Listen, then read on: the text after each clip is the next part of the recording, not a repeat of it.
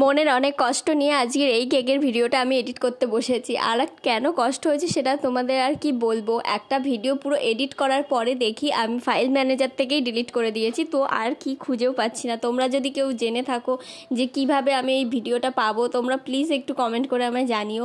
তো আমার একটা ভিডিও ডিলিট মানে যে কতটা কষ্টের সেটা একমাত্র যারা ভিডিও বানায় তারাই জানে, আর আমিও জানি।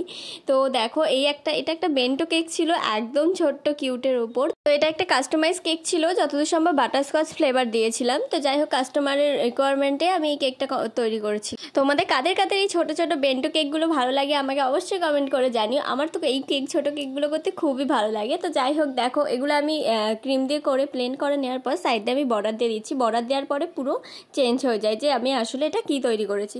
তো দেখো একা একা আমি পুরো বর্ডার দিয়ে কমপ্লিট করে ফেলছি। আর এই কেকটা করতেও আমার সেদিনকে প্রায় 2-3টে অর্ডার ছিল, তাই তাড়াতাড়ি করে কেকটা কমপ্লিট করেছি। আর এই কেকটা তোমাদের কেমন লাগলো আমাকে অবশ্যই কমেন্ট করে জানিও। আর এইভাবে একটু আমার পাশে থেকো, যাতে আমি আরও এগিয়ে যেতে পারি, আরও নতুন নতুন কেকের ভিডিও তোমাদের সাথে শেয়ার করতে পারি। তো কাস্টমার আমার রিভিউ দিয়েছিল, আমি রিভিউটা দিতে ভুলে গেছি। নেক্সট একটা ভিডিওতে তোমাদের সাথে আমি শুধু রিভিউ শেয়ার করবো। তো এই হলো কেকের ফাইনাল লুক।